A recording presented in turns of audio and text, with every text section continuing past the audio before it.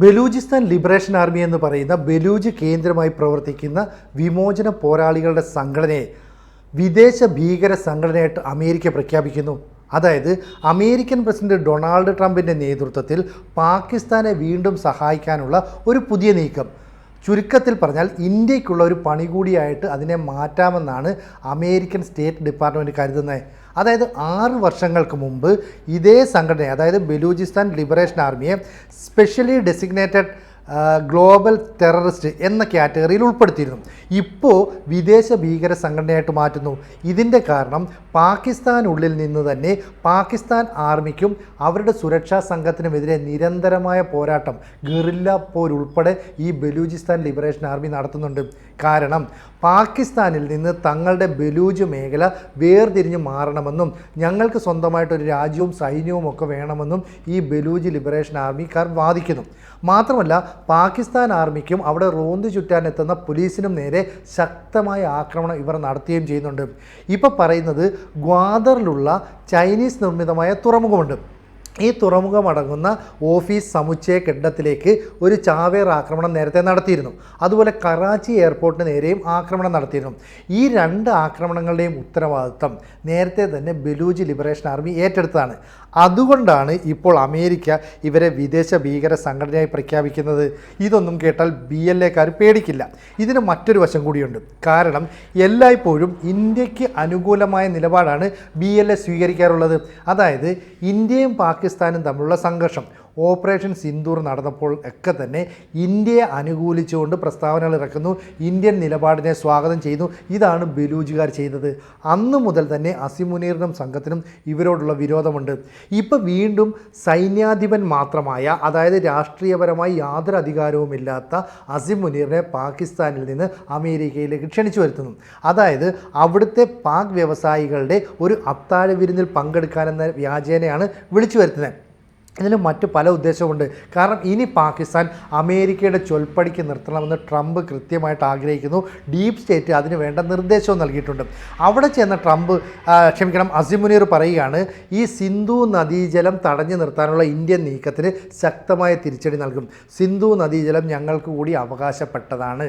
ഈ വെള്ളം തടഞ്ഞു നിർത്തി അണക്കെട്ട് ഉണ്ടാക്കാനായിട്ടുള്ള നീക്കം നടത്തിയാൽ ഞങ്ങൾ ആണവ ശക്തിയാണെന്നുള്ള കാര്യം ഇന്ത്യ മറക്കരുത്. അതായത് ഞങ്ങൾ ആണവായുധം പ്രയോഗിക്കും, ഡാം തകർക്കും, ഒപ്പം ലോകത്തിൻ്റെ പകുതി ഭാഗങ്ങളും കത്തിച്ചു കളയും. ഇത് പറയുന്ന എവിടെ നിന്നാണ്? അമേരിക്കയിൽ പോയിട്ട്. അതായത് പാകിസ്ഥാനിൽ നിന്ന് പറയാൻ വേണ്ട പിന്തുണ പോലും അസിം മുനീറിന് പൂർണ്ണമായിട്ട് അവിടെ കിട്ടുന്നില്ല എന്നാണ് മനസ്സിലാക്കേണ്ടത്. ഇവിടെ ചൈന പാകിസ്ഥാനിൽ വലിയ നിക്ഷേപങ്ങളൊക്കെ നടത്തി വലിയ സ്വാധീനം നടത്തി വരികയാണ്. അതായത് ഗ്വാദർ മേഖലയിൽ അവർ വലിയ ഇൻവെസ്റ്റ്മെൻറ്റ് നടത്തുന്നു, തുറമുഖം നിർമ്മിക്കുന്നു. ഇവിടെ റെയർ എർത്തുകളുടെ വലിയൊരു ശേഖരമുണ്ട്. അത് ഖനനം ചെയ്യുക എന്നാണ് ചൈനയുടെ ലക്ഷ്യം. കാരണം പണം മുടക്കുമ്പോൾ കൃത്യമായ തിരിച്ച് മുതൽ മുടക്കെടുക്കാനുള്ള തന്ത്രങ്ങൾ ചൈന പയറ്റും. പക്ഷേ അവർ ഇവിടെ ഖനനം നടത്താൻ ചെല്ലുമ്പോൾ ചൈനയിലെ തൊഴിലാളികളെ, എഞ്ചിനീയേഴ്സിനെയൊക്കെ ഈ ബലൂചിസ്ഥാൻ ലിബറേഷൻ ആർമിയുടെ ആളുകൾ വന്ന് കൊല്ലുകയാണ്. അതുകൊണ്ട് മുടക്കിയ പണം നഷ്ടപ്പെടുന്നു.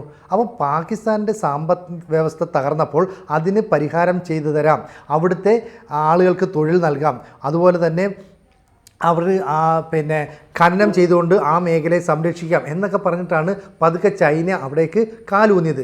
ഇത് അമേരിക്കയെ മനസ്സിലാക്കുന്നുണ്ട്. ഇപ്പോൾ അമേരിക്ക തന്ത്രം മാറ്റിപ്പിടിച്ച് അസിം മുനീറിനെ കൂടെ നിർത്തുകയാണ്. നമുക്കറിയാം പാകിസ്ഥാൻ എന്ന് പറയുന്ന രാജ്യം രൂപം കൊണ്ട കാലം മുതൽ തന്നെ അമേരിക്ക പാകിസ്ഥാനൊപ്പമായിരുന്നു. ഇടയ്ക്ക് ഈ ട്രംപ് ആദ്യം ഭരണത്തിലെത്തിയപ്പോൾ പാകിസ്ഥാനെ ഒരു ശത്രു രാജ്യമായിട്ട് കാണുന്നു, ഭീകരവാദികളുടെ രാജ്യമായിട്ട് കാണുന്നു, അവർക്കുള്ള സാമ്പത്തിക സഹായം നിർത്തലാക്കുന്നു. അങ്ങനെ പാകിസ്ഥാനെ ഒറ്റപ്പെടുത്തിയിരുന്നു. പിന്നീട് ജോ ബൈഡൻ വന്നപ്പോഴും ഇതേ നിലപാട് സ്വീകരിച്ചു. ലോകത്ത് ഇത്രയും വിശ്വസിക്കാൻ കൊള്ളാത്ത, കള്ളം മാത്രം പറയുന്ന ആളുകളുടെ രാജ്യം വേറെ ഇല്ലെന്ന് വരെ പറഞ്ഞതാണ്. പക്ഷേ കാലം മാറിയപ്പോൾ ട്രംപ് ഇന്ത്യയുമായിട്ട് ചില സംഘർഷത്തിലേക്ക് ഏർപ്പെടുന്നു. നമുക്ക് മേൽ വ്യാപാര യുദ്ധം പ്രഖ്യാപിക്കുന്നു. നമ്മൾ ഇതിനെ ഒന്നും മൈൻഡ് ചെയ്യുന്നില്ല.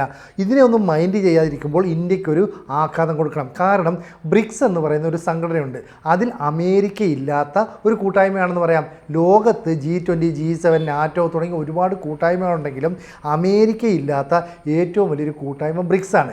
ഈ ബ്രിക്സിൽ അന്തിമമായി കാര്യങ്ങൾ തീരുമാനിക്കുന്ന വിധത്തിൽ ഒരു ലീഡർഷിപ്പ് ക്വാളിറ്റിയിലേക്ക് ഇന്ത്യ വളർന്നു. അത് എല്ലായ്പ്പോഴും ഈ അമേരിക്കയ്ക്ക് ഭീഷണിയാണ്. അതുകൊണ്ട് പാകിസ്ഥാനെ കൂടെ നിർത്തണം. ഇപ്പോൾ പാകിസ്ഥാൻ ഭരണാധികാരിയായ, അതായത് സൈന്യാധിപനായ അസിം മുനീറിനോട് പറഞ്ഞത് ഇന്ത്യയും റഷ്യയും ചൈനയും ഉൾപ്പെടെയുള്ള ബ്രിക്സിലെ രാജ്യങ്ങളുമായിട്ടുള്ള സൗഹൃദം പൂർണ്ണമായിട്ട് നിർത്തണം, ഞാൻ നിങ്ങൾക്ക് എല്ലാ സഹായവും ചെയ്യാം. അമേരിക്ക വലിയ തോതിലുള്ള സാമ്പത്തിക സഹായങ്ങൾ പ്രഖ്യാപിക്കുന്നു. 5ാം തലമുറ യുദ്ധവിമാനം നൽകാമെന്ന് പറയുന്നു. സാങ്കേതിക വിവരങ്ങൾ കൈമാറാമെന്നുള്ള വാഗ്ദാനം നൽകുന്നു. ചുരുക്കത്തിൽ പറഞ്ഞാൽ ചൈന ബലൂജ് മേഖലയിൽ ഏതൊക്കെ നിക്ഷേപം നടത്തിയോ അതേ മേഖലയിലേക്ക് കടന്നു കയറാൻ അമേരിക്കയും ആഗ്രഹിക്കുന്നു. അതിനുവേണ്ടിയാണ് ബലൂചിസ്ഥാൻ ലിബറേഷൻ ആർമി എന്ന് പറയുന്ന പോരാളികളുടെ ഒരു സംഘടനയല്ലേ, വിമതരുടെ സംഘടനയെ ഭീകര സംഘടനയായിട്ട് ഇപ്പോൾ പ്രഖ്യാപിക്കുന്നത്. അപ്പം അമേരിക്കയുടെ ഭീകരവിരുദ്ധ പോരാട്ടത്തിലെ ഒരു നാഴികക്കല്ലെന്നാണ് അമേരിക്കൻ പ്രതിനിധി കൂടിയായ മാർക്കോ റൂബിയോ പറയുന്നത്. ഇത്തരത്തിലുള്ള ഒരു നീക്കത്തെയൊക്കെ വളരെ സൂക്ഷ്മതയോടെ കൃത്യമായിട്ട് നമ്മൾ വിശകലനം ചെയ്യുന്നുണ്ട്. കാരണം അമേരിക്ക എല്ലായ്പ്പോഴും ഈ ഭീകരവാദികളെ പിന്തുണയ്ക്കുന്ന നിലപാട് സ്വീകരിക്കുന്നു. ഇപ്പോൾ ജെയ്ഷെ മുഹമ്മദോ ലഷ്കർ എ തൊയ്ബയോ പോലെയുള്ള ഭീകര സംഘടനകൾക്കെതിരെ ഒന്നും എടുക്കാതെ ബലൂചിസ്ഥാൻ ലിബറേഷൻ ആർമി എന്ന് പറയുന്ന ഒരു വിമോചന പോരാളികളെ ഭീകര സംഘടനയായിട്ട് പ്രഖ്യാപിക്കുകയാണ് ചെയ്യുന്നത്. ഇനി മറ്റൊരു വശത്തേക്കൂടി നമ്മൾ ചിന്തിക്കണം. അതായത് പാകിസ്ഥാനും ഇറാനും തമ്മിൽ ഏതാണ്ട് 900 കിലോമീറ്റർ അതിർത്തി പങ്കിടുന്നുണ്ട്. ഈ ഇറാൻ എന്ന് പറയുന്നത് എല്ലായ്പ്പോഴും അമേരിക്കയ്ക്ക് ഭീഷണിയാം. സമ്പുഷ്ടീകരിച്ച യുറേനിയമൊക്കെ ഉണ്ടാക്കി ആണവായുധം നിർമ്മിക്കാനായിട്ട് പോകുന്നു. അങ്ങനെയുള്ള ഇറാനിലേക്ക് ഒരു ആക്രമണം നടത്തണമെങ്കിൽ ചില മേഖലകളിൽ പാകിസ്ഥാനിൽ അവർക്ക് സാന്നിധ്യമുണ്ടാകണം. അങ്ങനെയാണ് സുന്നി വിഭാഗക്കാരുടെ രാജ്യമായ പാകിസ്ഥാനിലേക്ക് അമേരിക്ക കടന്നു കയറുകയും ഷിയ വിഭാഗക്കാരുടെ രാജ്യമായ ഇറാനെ തകർക്കാനുള്ള ഒരു സ്ഥലം കണ്ടെത്തുകയും ചെയ്യുന്നത്. ഇത് അമേരിക്ക ആദ്യമായിട്ട് പയറ്റുന്ന തന്ത്രമല്ല. മുമ്പ് അഫ്ഗാനിസ്ഥാനിൽ സോവിയറ്റ് യൂണിയൻ അധിനിവേശം സ്ഥാപിച്ചപ്പോൾ അന്ന് ആ സോവിയറ്റ് യൂണിയനെ തകർക്കാനായിട്ട് പാകിസ്ഥാനിൽ അമേരിക്ക ആർമിയെ കൊണ്ടുവരികയും വലിയ നിക്ഷേപമൊക്കെ നടത്തുകയും ചെയ്തു. അങ്ങനെയാണ് ഭീകരവാദ തീവ്രവാദ സംഘടനകളെയൊക്കെ അമേരിക്ക വളർത്തിക്കൊണ്ടുവന്നത്. ഒടുവിൽ ബിൻ ലാദൻ ഉൾപ്പെടെയുള്ള അൽ ഖയ്ദയുടെ മുഴുവൻ തീവ്രവാദ സംഘടനകളും തീവ്രവാദ നിലപാടുള്ള ഭീകരവാദികളുമെല്ലാം അമേരിക്കയ്ക്കെതിരെ തിരിയുന്നു. അമേരിക്കയിലെ കെട്ടിടങ്ങളൊക്കെ തന്നെ വിമാനം ഇടിച്ചിറക്കി നശിപ്പിക്കുന്നു. അങ്ങനെ വമ്പൻ തിരിച്ചടി ഒരിക്കൽ കിട്ടിയതാണ്. എന്നിട്ടും ഇവിടെ പാകിസ്ഥാന് മണ്ണിലേക്ക്, പാകിസ്ഥാൻ സ്ഥലത്തേക്ക് വേരൂന്നാൻ വേണ്ടി വീണ്ടും അസിം മുനീറിനെ വിളിച്ചു വരുത്തുകയാണ്. ഇതിൻ്റെ ലക്ഷ്യമെന്ന് പറയുന്നത് ഒറ്റയടിക്ക് ഇന്ത്യക്ക് പണി കൊടുക്കണം, ഏഷ്യയിലെ മറ്റൊരു ശക്തിയായ ചൈനയ്ക്കും പണി കൊടുക്കണം. എന്തിന്? ഇറാൻ എന്ന് പറയുന്ന രാജ്യത്തെ പോലും തകർക്കാനുള്ള നീക്കം നടത്തണം. ഇതാണ് ട്രംപിൻ്റെ ശ്രദ്ധ. ആ രീതിയിൽ ബലൂചിസ്ഥാൻ ലിബറേഷൻ ആർമിയെ തകർക്കാനായിട്ട് ഭീകരവാദ സംഘടനയെ പ്രഖ്യാപിച്ചാൽ ഇന്ത്യയാണ് അവർക്ക് സാമ്പത്തികമായി സഹായം ചെയ്യുന്നത്, ആയുധങ്ങൾ നൽകുന്നതെന്നൊക്കെ ഒരു ആരോപണമുണ്ട്. നമ്മളത് സമ്മതിച്ചിട്ടില്ല. അത് നിർത്തലാക്കാൻ കഴിയുമെന്ന് അമേരിക്ക പ്രതീക്ഷിക്കുന്നു. അപ്പോൾ തന്ത്രം വളരെ കൃത്യമാണ്. മാത്രമല്ല ചൈന JF-35 എന്ന് പറയുന്ന യുദ്ധവിമാനം നൽകാമെന്ന് പറഞ്ഞപ്പോൾ അമേരിക്ക പറയുന്നു, നിങ്ങൾക്ക് ഞാൻ 5ാം തലമുറ യുദ്ധവിമാനം നൽകാം, അതുകൊണ്ട് എൻ്റെ കൂടെ നിൽക്കൂ. അങ്ങനെ അസിം മുനീറിനെ സ്വന്തം പോക്കറ്റ് ഇട്ടുകൊണ്ട് നടക്കുകയാണ് ട്രംപ്. മാത്രമല്ല അസിം മുനീർ അവിടെ വ്യവസായികളുടെ മീറ്റിങ്ങിൽ വെച്ച് പറയുന്നുണ്ട്, ഇന്ത്യ ഒരു മെഴ്സിഡസ് കാറാണെന്നും പാകിസ്ഥാൻ എന്ന് പറയുന്നത് കരിങ്കല്ലും മറ്റും കയറ്റി പോകുന്ന ട്രക്കാണെന്നും. അപ്പോൾ ട്രക്ക് കൊണ്ട് കാറിലിടിച്ചാൽ എന്ത് സംഭവിക്കും? അപ്പോൾ സ്വാഭാവികമായിട്ടും മെഴ്സിഡസ് ബെൻസ് പോലെ മൂല്യമേറിയ ഒരു രാജ്യമാണ് ഇന്ത്യ എന്ന് അസിം മുനീർ സമ്മതിക്കുന്നുണ്ട്. ഇതേ അസിം മുനീറിനെ ഇവിടെ ട്രംപ് വിളിച്ച് വിരുന്നൊക്കെ കൊടുക്കുന്നതിന് പിന്നിൽ കൃത്യമായ ഉദ്ദേശങ്ങളുണ്ട്. മുമ്പ് അയൂബ് ഖാനെ അതുപോലെ തന്നെ സിയാ ഉൾ ഹക്കിനെയൊക്കെ വിളിച്ച് ഇതുപോലെ വിരുന്ന് കൊടുത്തിയതാണ്. അതായത് പാക് പ്രധാനമന്ത്രി ഷഹബാസ് ഷെരീഫിനോ ആസിഫ് അലി സർദാരിക്കോ ഒന്നും തന്നെ അവിടെ വലിയ റോളില്ല എന്ന് പാകിസ്ഥാൻ്റെ യഥാർത്ഥ ഭരണാധികാരി അസിം മുനീറാണെന്ന് ലോകത്തോട് ട്രംപ് വിളിച്ചു പറയുന്നു.